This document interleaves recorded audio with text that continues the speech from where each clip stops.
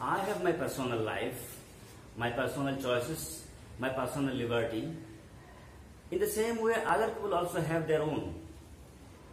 I must adjust my personal choices, my personal liberty with those of others for the sake of a smooth social order. This is what the author has so far discussed. Let us see what he says in the next paragraphs.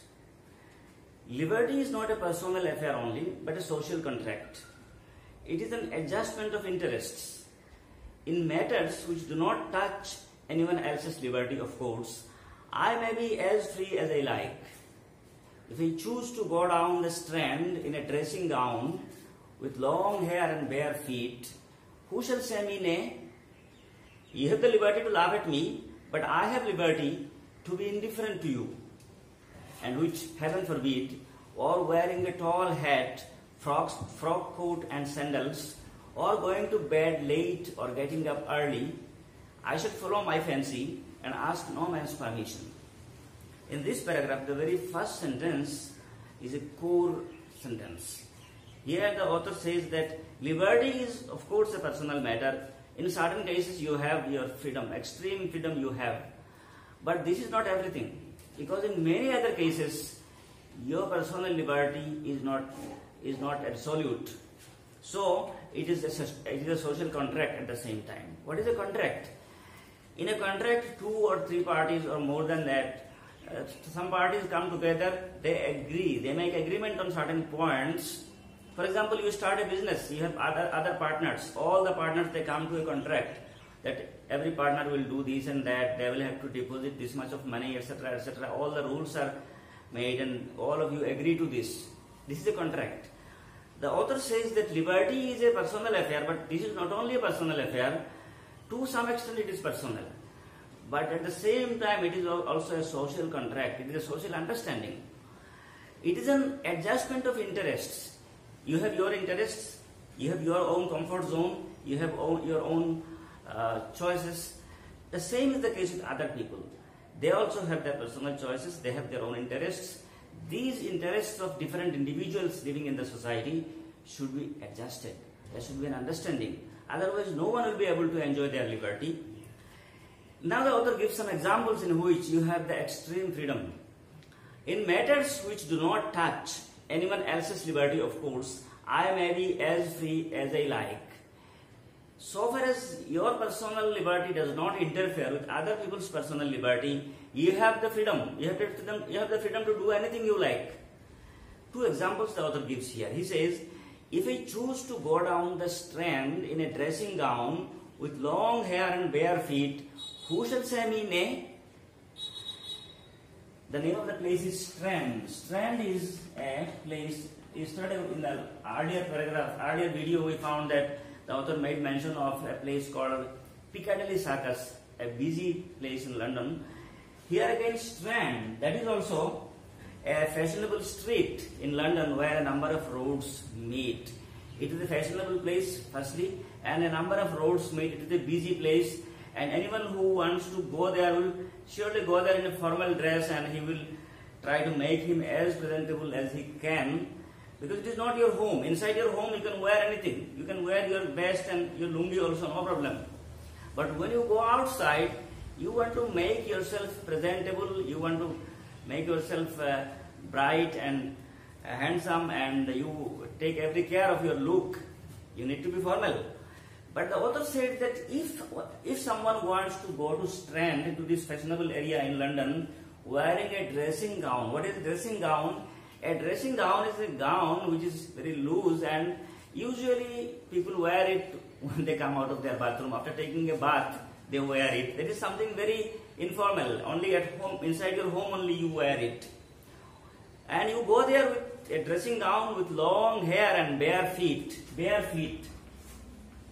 Bare feet means naked feet. This means bare, the word bare means without any kind of cover. Bare head means there is no cap or hat on your head. Bare body means you are not wearing any shirt, your body is naked. So bare feet means feet without any footwear. If you go there with this kind of dress, etc., Who shall say me nay? The author said, if I want to go to strand with my bare feet and wearing a dressing gown, who shall say me nay? Nay means no. Who will say no, you cannot go? Who can stop me? No one can stop. Usually no one will go, but the author gives an example where he says that people have the freedom to go there. You have the liberty to laugh at me. If you are in a city like Guwahati or in Delhi, that is a very busy place. So then you go there in such a dress, then you have the liberty to laugh at me. Yes, people will laugh at you because you will look ridiculous, you will look funny. You have the liberty to laugh at me, but I have liberty to be indifferent to you. I will not be angry. My liberty is to go there using a dressing gown. Your liberty is to laugh at me. Again, my liberty is there to be indifferent to your laughter, to ignore your laughter. That is how we can live so far as your personal liberty is concerned. And then the author said, and which heaven forbid. Heaven forbid means which God forbid. It's a kind of prayer that let this not happen. What is it? The author said, if I go there wearing a tall hat, frock coat is a coat, it is long enough, it goes down till your knee. You go there wearing a sandal, or you going to bed late or getting up early. These are certain areas in which you have the extreme freedom. If you want to go to bed late, if you want to get up early in the morning, that is your liberty. I shall follow my fancy. Fancy means choice, my will, and ask no man's permission. In these areas where, for example, getting up early or late, going to bed early or late, wearing this kind of dress or that, I will follow my choice. I will not ask anyone's permission. There are many such examples. For example, what kind of food you eat, veg or non-veg food, whether you will wear a full sleeve shirt or a half sleeve shirt, it is your choice. If you want to send your son to a English medium school or a vernacular medium school, it's your choice. If you want to shave your head or not, that's your choice. There are many things. And in another writing, Gardiner very nicely said that you can wax your masters. Wax, you know, that material that makes this candle. You can wax your masters. I have the choice. It is my masters. Whatever feeling will be there, it will be my feeling. This doesn't harm your liberty. So I have the choice to do it. In these areas, your choice is absolute. Because your choice, your liberty is not interfering with other people's liberty. The author is elaborating this. He says, in all these and 1,000 other details, you and I please ourselves and ask no one's leave. The word please is used here as a verb. Usually the word please is an adverb. Please go there. Please is an adverb. But here the word please is a verb. It means to satisfy, to make someone pleased. The author said these are certain examples that he mentioned in the previous paragraph, and he said there are thousands of such examples. There are thousands of such cases in which you and I, we can satisfy ourselves. We can do anything we like, and we ask no one's leave. The word leave here means permission. In these cases and similar thousands of other cases, you and I have the extreme freedom. We don't want anyone's permission. We can do anything we like. We have a whole kingdom in which we rule alone. That is like a kingdom. Your choice is there. Your choice, as long as it does not interfere with other people's choice, it is your kingdom. You can rule here. We have a whole kingdom in which we rule alone. Can do what we choose. Be wise or ridiculous, harsh or easy, conventional or odd.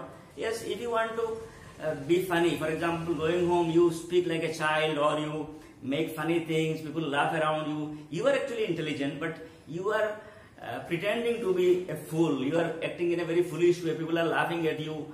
It is your home. No one will bother. But going to your office where you are working, if you act in a ridiculous way, this will disturb other people's concentration. That right you don't have. So the author said, whether you want to be ridiculous, you want to make yourself funny, or you want to be harsh, or you want to be easy, you want to act in a conventional way, or you want to do odd things. So far as these are within a limited area, they don't interfere with other people's activities. You have the freedom. It is your kingdom. You can rule like a king. But directly we step out of the kingdom. The moment you go out of that world, out of your own area,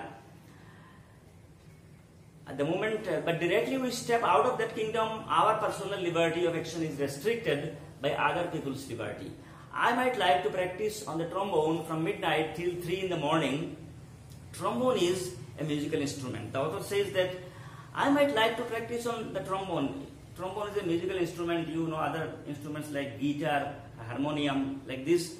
If you want to play on this, it will make a sound. The sound may disturb other people. The author said, I may like to practice on the trombone from midnight till 3 in the morning. How can you do it? Because other people's sleep will be disturbed. The author then said, if I went on the top of Helvellyn, what is Helvellyn? Helvellyn is a mountain peak in Wales. It's a mountain peak. So, if you go to a mountain peak, there is no human habitation. It is a lonely place, far away from human habitation. Going there, the author said, you can practice trombone from midnight till 3 a.m. If I went to the top of Helvellyn to do it, I could please myself. But if I do it out in the streets, the neighbors will remind me that my liberty to blow the trombone interferes with their liberty to sleep in quiet. The word quiet here means quietness, silence. Quiet, silence. Yes, if you want to play trombone, you have the freedom, provided you go to a place where no one is disturbed. But if you do it on the street at midnight, the neighbors will come and they will say, you have the freedom to play on it, but we have also our freedom to sleep in silence. Our freedom to sleep in silence is disturbed by your freedom. So your freedom is actually no more a freedom. It is not a freedom at all. There are a lot of people in the world, and I have to accommodate my liberty to their liberties. I am not the only one living in this earth. There are thousands of other people, crores of other people living in the world. Their liberty and my liberty should be adjusted. That is it. We are all liable to forget this.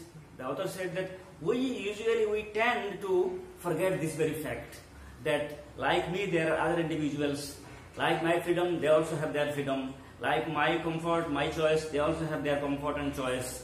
We tend to forget this fact, and unfortunately, we are much more conscious of the imperfections of others in this respect than of our own. Then what the author says is that we are conscious of the imperfections of other people. The other people are imperfect. They don't do things well. Those of you who are having the experience of staying in hostels where you share your room with other friends, you may find that there are some people who make a lot of nonsense activities. They either will not clean the bathroom properly, or while locking the door, they are not acting in a proper way.